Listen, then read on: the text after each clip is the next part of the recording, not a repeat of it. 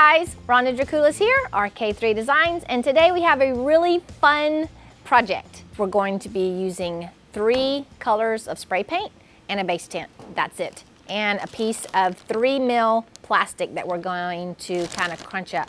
Really cool effect. So we're going to be using aluminum, chrome, and copper, all on top of our StoneCoat Countertop black tint. I constantly get asked, what kind of material can I pour epoxy on? Can I pour it on glass? Can I pour it on this? Can I pour it on that? Well, today we're going to pour over stainless steel. And so I have pre-prepped this table, and I gave it 2 coats of primer, which is a bonding primer, and then I went over the top with 2 coats of bare paint and primer in one. And now we're going to proceed with the epoxy step. So I'm going to start off with black tint and from StoneCoat Countertop, and then we're going to do some really cool effects with some spray paint. So I've mixed up 3 ounces per square foot. I've got 28 ounces here, and we're going to pour it out. And I'm going to take my trowel. I don't want to kind of mix this up a little bit. Now I'm being very careful with my trowel. I don't want to scratch my painted finish. So I'm not pressing down and going across. I'm being really kind of gingerly careful. I am still using my trowel at the right angle so that I'm laying down 1/8 of an inch. But I'm going to trowel on before I push it over the edges. I'm just going to come really close to the edge.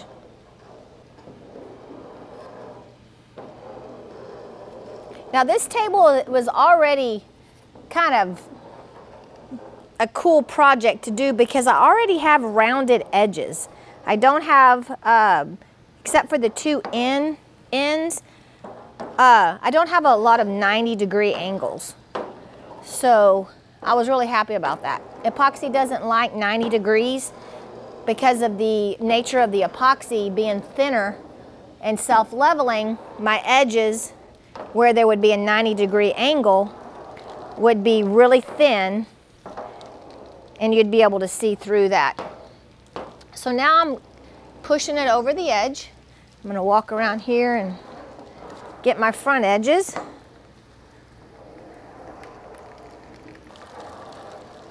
And then I want to make one more pass to kind of make sure I'm level across the top. And again, I'm being very careful not to really drag my trowel. So I want to address my edges, really make sure my edges are covered. You could do this with your chop brush. I really like to use my hands. It's a really nice smooth edge on this table. Makes it really nice to be able to come in here. And because this edge is curved all the way under, that epoxy is going to roll, and your drips aren't going to be right there at the edge. They're going to roll and drip farther back, which will make for a really pretty edge. Okay, so I've trialed it out, addressed my edges. Now if I had a chop brush, I could come in here and chop out my trowel lines and the bubbles that are popping up, but I'm just going to use my hands just so I don't dirty up a brush. Plus I just really like using my hands. But what I'm doing is taking out those lines that's generated through the use of that trowel. So now when I come in here with the torch, I love the black base tint, solid. It just gives such a classy look.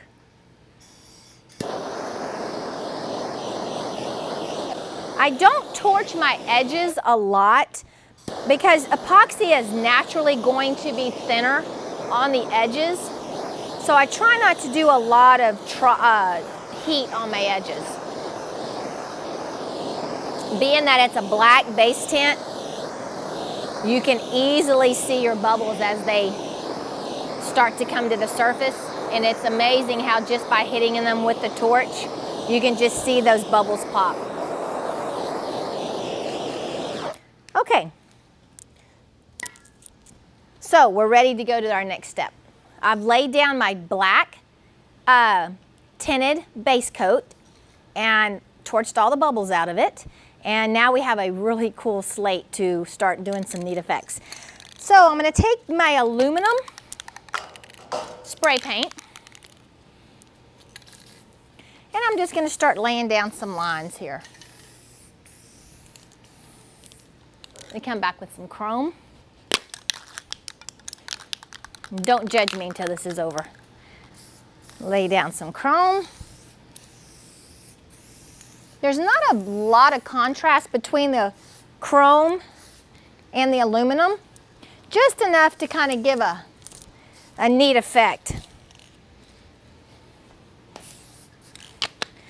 All right, I decided at the last minute we're gonna add a little bit of white spray paint, just to give us some contrast. And this white's kind of coming out funny. And then copper. I don't want it to be too stainless steelish looking, if that makes any sense at all. And I'm going to bring in some copper.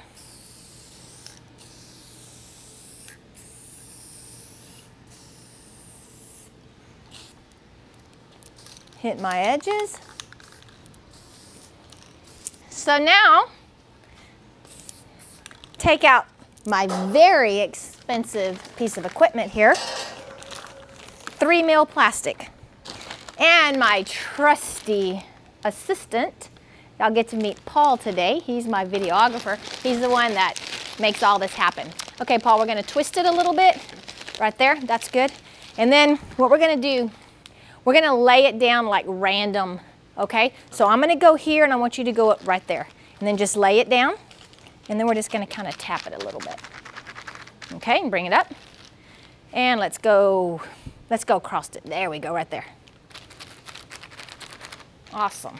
And let's go on this corner. There you go, just lay it down. You don't wanna go in super straight lines. You wanna get some really, let me come this way, just some really neat patterns. And let's go your end this way. There we go, ready, go. And just kind of create some fun effects. Let's turn it a little bit so we get a clean side of the plastic. There we go, ready? And I'm gonna come here and you go that way. There we go. Lay it down. Now we're gonna make a mess. And up. And I'm gonna go here, you go, there you go. This is a really fun effect that we do. Let's go straight, there we go. That we do in our classes. And let's go right along this edge. There we go. All right, now let's go take it in the front and let's just hit our front edges. There, perfect. Let's do our back edge. Okay, now I'm gonna try to hit some of these spots where I needed some, like over there, maybe put it, there you go. All right, I'm gonna come right here. There we go. All right, okay, so how did he do? Did he pass? He did a good job. Now, on some of these little places where I want to just kind of come in and add a little more interest, you can just take your plastic and just touch it a little bit to give some visual interest on there. Okay, so I'm going to grab the heat gun and we'll go from there. Okay, so we've done the pattern with the plastic. I'm going to come back and hit it now to get rid of those bubbles.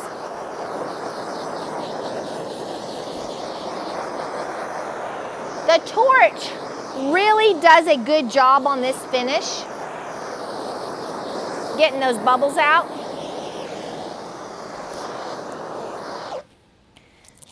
And then I'm going to come back in with a heat gun and I'm just going to try to play with it a little bit. Now you're not going to be able to move your spray paint a lot once it's dried. The spray paint really gives almost kind of a mirrored effect. So you're not going to get a lot of movement but you can kind of break up some pieces a little bit. This is a finish that's gonna look better over time so that your top has a little bit of time to move. You don't wanna overwork your finish because you will kind of mess up the effect. I really like this effect of having just big chunks.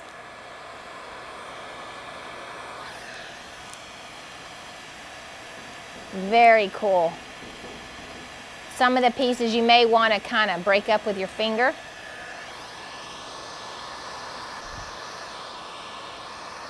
All right.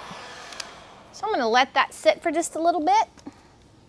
Okay, so just my personality, I have a really hard time stopping, and I thought this is a really neat finish, but I want to do more. So I'm coming back with plain alcohol, 91% isopropyl alcohol, and I'm going to hit it.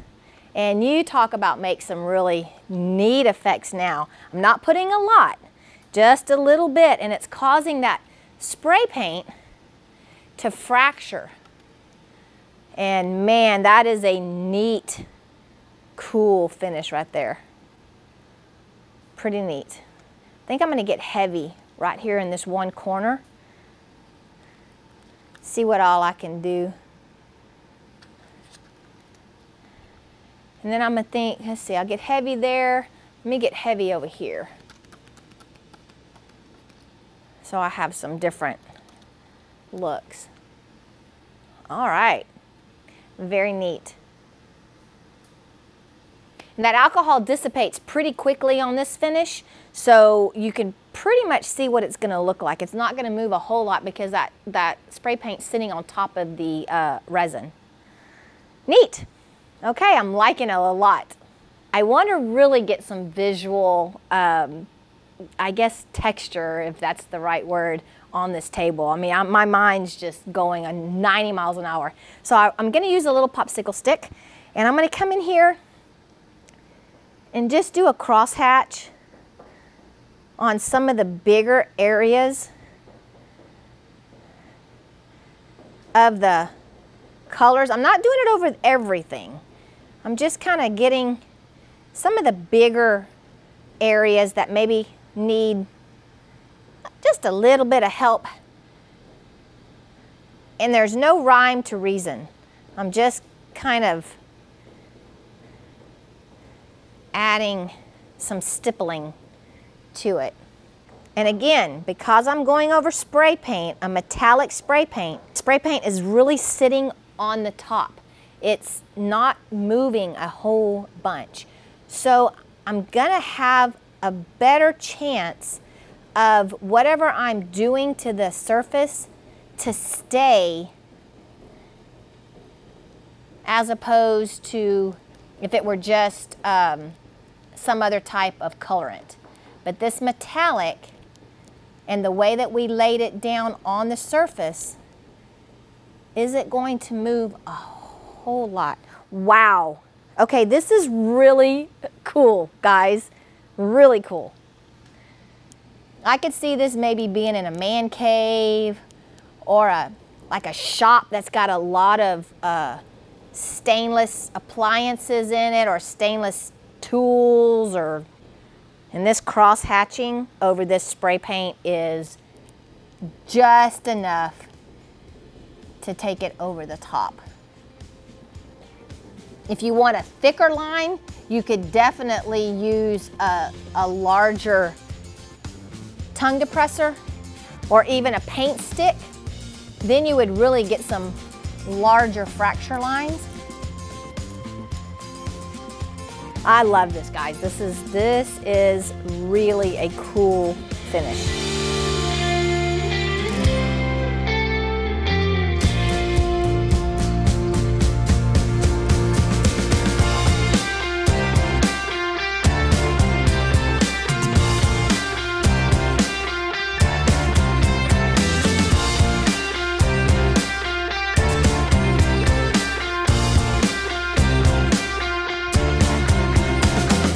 Let me know what you think in the comments. Give me a thumbs up if you like this video.